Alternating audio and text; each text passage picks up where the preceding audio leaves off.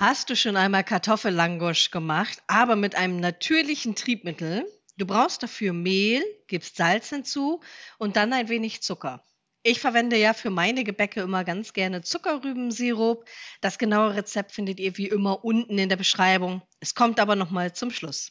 Noch ein wenig Pflanzenöl und dann hier mein natürliches Backtriebmittel Hefewasser. Wie ihr das ganz einfach selber machen könnt, erfahrt ihr oben rechts unter dem i. Dann habe ich Kartoffeln mit Schale gekocht, geschält und dann durch eine Kartoffelpresse gedrückt. Die kommen da rein, ebenso wie Milch. Wer das Ganze vegan haben möchte, kann hier auch einfach Pflanzenmilch verwenden. Schon kann die Küchenmaschine startklar gemacht werden. Ich verwende gerne meine KitchenAid mit der Teigpeitsche von Rammershofen, einfach weil der Teig gut geknetet wird und das seht ihr gleich. Es könnte sein, dass ihr in der ersten Zeit denkt, Mensch, das ist zu wenig Flüssigkeit, aber habt einfach ein bisschen Geduld, so schön entwickelt sich der Teig. Und wenn er dann fertig ist, könnt ihr ihn dann entweder einfach im Behälter abgedeckt einmal aufgehen lassen oder, das mache ich auch immer ganz gerne, ich gebe das dann in einem Glasgefäß, decke das ab, denn da könnt ihr dann immer noch mal sehen, wie schön sich der Teig entwickelt. So, und in der Zwischenzeit bereiten wir schon mal den Belag vor. Ich habe hier Schmand und saure Sahne, Salz, Pfeffer. Das gebe ich jetzt mit hier hinein. Und das ist so, so lecker. Ich habe ja schon mal die normalen Langosch gezeigt. Das Video verlinke ich euch auch noch mal oben rechts. Und der Knoblauchdip ist einfach fantastisch dazu. Man kann ihn auch süß essen. Gerade in den westlichen Ländern wird das dann immer süß zubereitet. Ich persönlich bevorzuge aber die deftige Variante. Und der Kartoffelteig schmeckt tatsächlich noch mal ganz anders als der ohne. Aber sagt mir mal selber in den Kommentaren. Habt ihr es zum einen ausprobiert und zum anderen, was bevorzugt ihr? Die Variante mit oder ohne Kartoffeln. Auf jeden Fall solltet ihr beides mal ausprobieren. Super lecker. So, der Dip wird hier einmal ordentlich vermischt. Das geht am besten hier mit so einem kleinen Schneebesen. Und dann könnt ihr das Ganze entweder noch kühl stellen, wenn der Teig noch nicht aufgegangen ist. Bei mir ist er das schon. Wenn ihr den Dip länger ziehen lasst, dann wird er sehr scharf. Also da müsst ihr gucken, was ihr mögt oder nicht. Ich mache hier nochmal eben den Rand sauber. So, und schon kann ich ihn zur Seite stellen. Sieht lecker aus, oder? So, der Teig ist hier fertig. Schaut mal, der ist so toll aufgegangen. Also, wie gesagt, ich lasse ihn tatsächlich lieber in der Glasform aufgehen. Dann kann ich euch auch immer besser das zeigen, wie der sich entwickelt hat. Dann bestreut ein wenig Mehl auf der Arbeitsfläche. Der Teig ist ein wenig klebrig, aber das kriegen wir ganz gut gehändelt. Einfach von außen nach innen den Teig klappen. So, da kommt zum einen Spannung drauf und zum anderen verteilen wir das Mehl gut, damit er sich gleich gut händeln lässt. Und nicht wundern, ich habe mich ein bisschen geschnitten, mehrfach an verschiedenen Fingern. Deswegen habe ich hier nochmal so kleine Schutzkappen auf den Händen. Nicht, dass ihr euch wundert. Die habe ich ja sonst nicht drauf, aber ich war in letzter Zeit nicht tollpatschig, aber es ist ein bisschen was schiefgegangen. So, und die sind tatsächlich richtig gut. Wenn mal was in der Küche ist, dann könnt ihr nämlich trotzdem ganz normal agieren. So, ich halbiere den Teig. Wichtig ist tatsächlich, ihn ordentlich zu bemähen.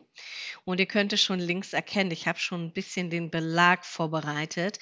Denn wenn der Teig erstmal aufgegangen ist, geht das tatsächlich ganz schnell.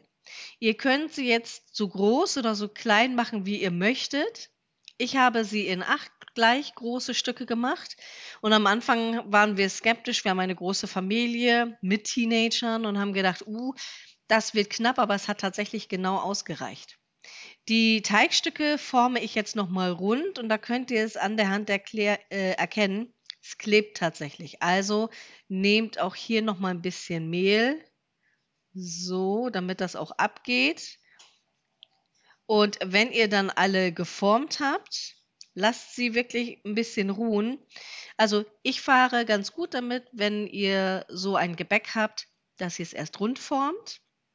Dann lasst es wirklich so, dass es insgesamt 10 Minuten ruht, falls ihr sehr schnell seid.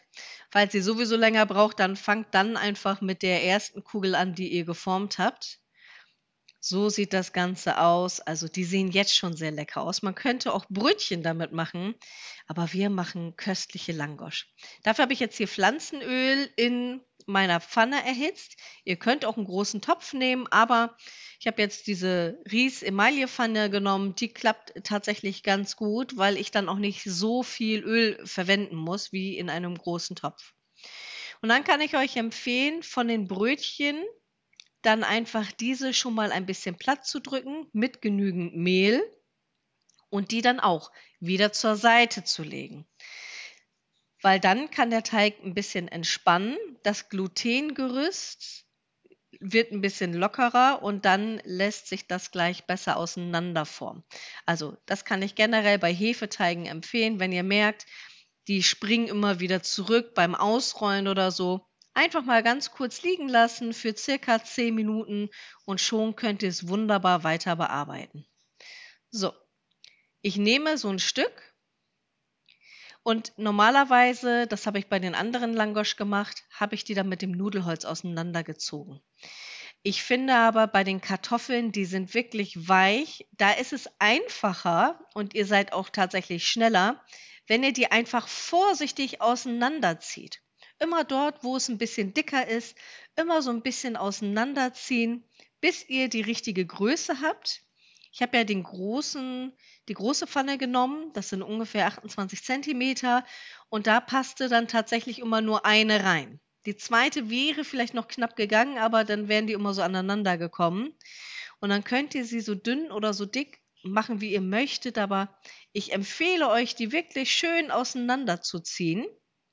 Und dadurch, dass ihr dann zweimal so eine Ruhezeit gehabt habt, gehen die auch richtig schön gleich nochmal auf. Hier, schaut mal. Einfach eben drüber und dann in der Pfanne könnt ihr das jetzt erkennen, so viele schöne Luftblasen und guckt mal, wie fluffig und goldbraun die werden.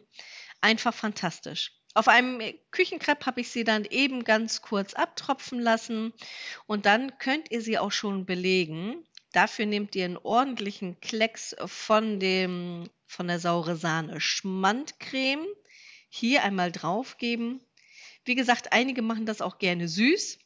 Ich persönlich bevorzuge hier die deftige Variante. Alternativ könnt ihr das auch zum Beispiel mit Hummus oder Baba Ganoush belegen. Schreibt mir mal in die Kommentare, welche Variante ihr am liebsten mögt. Bei uns gibt es jetzt hier noch fein geriebenen Gouda. Auch hier könnt ihr jeden anderen Käse nochmal eben verwenden. Und manche nehmen auch gerne nochmal eben Speck drauf. Auch diese Variante gibt es bei uns, aber nicht heute. Heute reicht uns einfacher, fein geschnittener Schnittlauch, richtig frisch. Und wenn ihr da noch Reste habt, ich lasse die einfach dann eben trocknen und habe dann Gewürze für später. In diesen Videos sehen wir uns wieder. Ich freue mich schon sehr auf euch und sende euch liebe Grüße. Eure Emma.